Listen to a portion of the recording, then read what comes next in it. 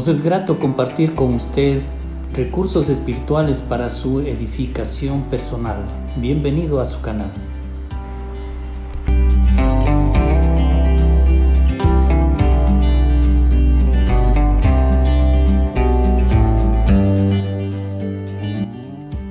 En el capítulo 9 del Evangelio según San Lucas, vamos a considerar los primeros versículos, del 1 al 6.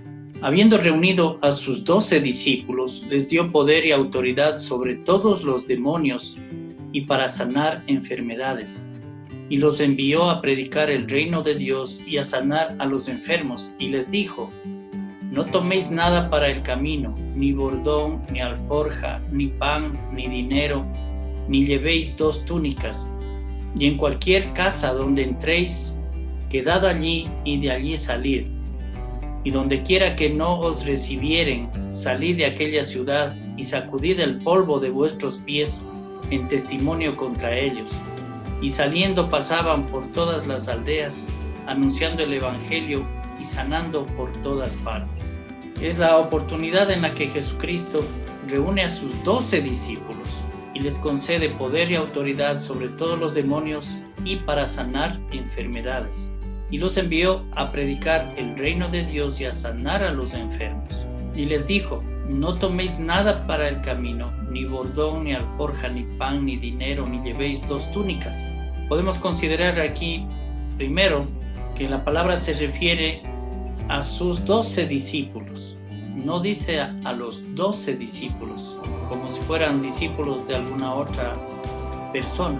Muy específicamente dice a sus 12 discípulos.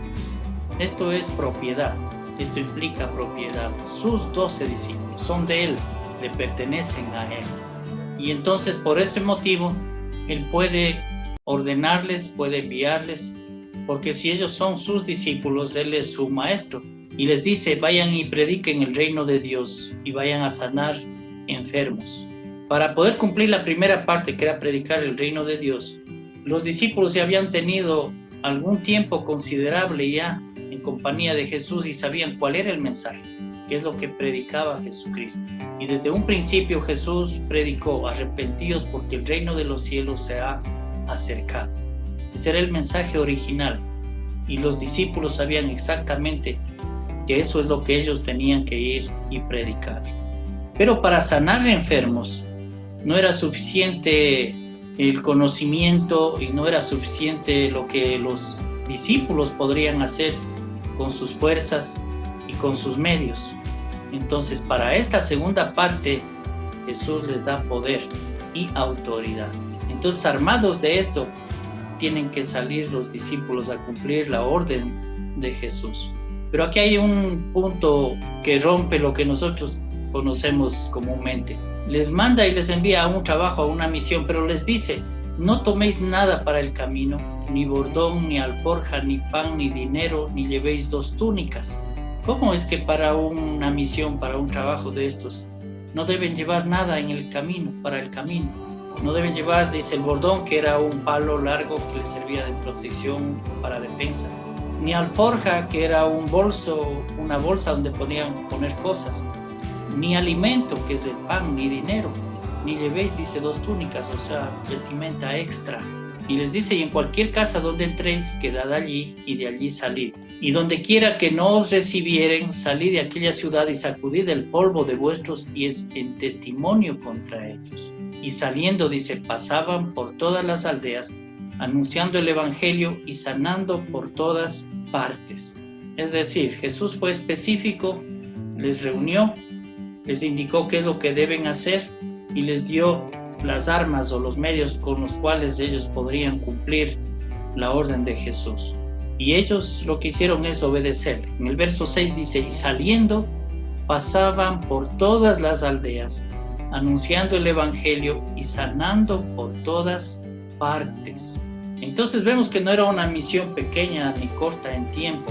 No se trataba de empezar en la mañana y regresar en la tarde, porque dice que ellos pasaban por todas las aldeas, anunciando el evangelio y sanando por todas partes. Esto implicaba desplazarse, grandes desplazamientos, a pie. Por lo tanto, fue una misión, fue un encargo que que les debió haber tomado muchos días en hacerlo.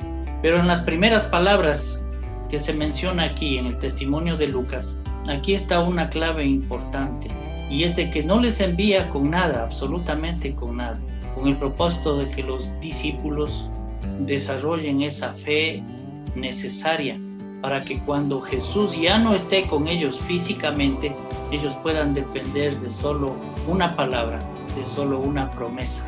Y entonces serán días de entrenamiento, sí, son experiencias sin Jesús ya, los discípulos solos, haciendo el trabajo de predicación del Evangelio y sanando y curando. Pero ¿por qué les dice que no lleven nada?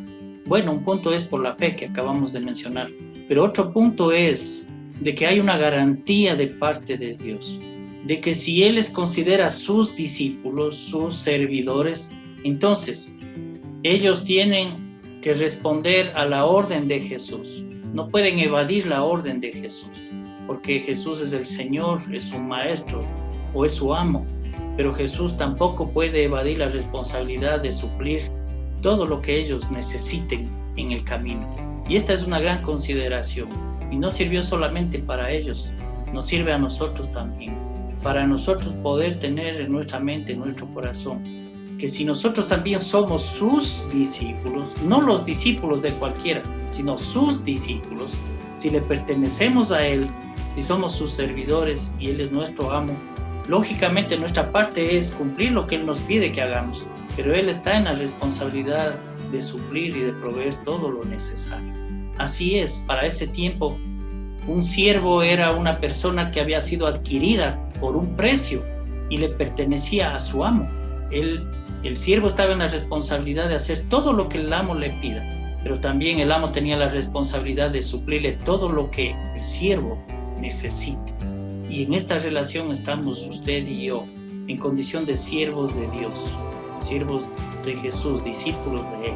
Si somos sus discípulos, nosotros tenemos que hacer lo que Él nos pide y Él va a proveer para nuestras necesidades. Mateo lo menciona y lo expresa de la siguiente manera, palabras de Jesús: mas buscad primeramente el reino de Dios y su justicia, y todas estas cosas os serán añadidas.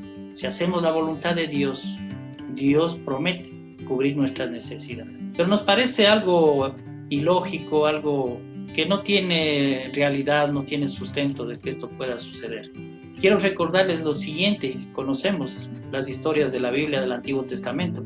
Cuando el pueblo de Israel salió de Egipto, 40 años estuvieron en el desierto donde no hay nada, pero 40 años Dios les dio el maná, una comida que caía del cielo para que todo un pueblo, toda una nación se alimentase. Quiero recordarles del profeta Elías. Él estaba huido en una cueva y Dios enviaba por medio de un cuervo todos los días 2 porciones de comida, pan y carne. Y dice también Jesús en Mateo capítulo 6, dice: si las aves de los cielos no siembran ni cosechan, Dios las alimenta. Si los lirios del campo, ni aún, dice Salomón, con toda su gloria se ha vestido como uno de ellos, Dios les tiene con esa belleza. Dice, no hará mucho más con nosotros.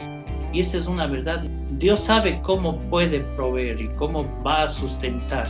En nuestra mente, nuestros sentidos no pueden captar de cómo puede suceder eso, pero es promesa de Dios y Él sabe que lo va a cumplir. El llamado es para usted y para mí, que si nosotros estamos dispuestos, número 1, a ser sus discípulos, entonces Dios se compromete en proveer todo lo que necesitemos para hacer el trabajo que Él nos ha enviado a hacer. Y no nos va a faltar absolutamente nada. Eso experimentaron estos discípulos en estos pocos días de prueba. Era una prueba de Jesús que les hacía, ya enviándoles solos a ellos. Pero mire, esta prueba de pocos días después de la muerte y de la resurrección de Jesús ya no resultó en una prueba de pocos días, resultó en una forma de vida de los discípulos, de los apóstoles, porque dedicarían el resto de su vida en hacer la voluntad de Dios. ¿Y qué les dio Dios a cambio? Les dio absolutamente todo lo que necesitaban. No en vano Jesús dijo, dejen de ser pescadores ahí en el mar, yo les voy a hacer pescadores de hombres. Y ellos dejaron, dice, todo ahí y le siguieron a Jesús. Y Jesús en su soberanía y Dios en su soberanía también tiene la capacidad, tiene el poder de suplir todas las necesidades de sus discípulos. Chao.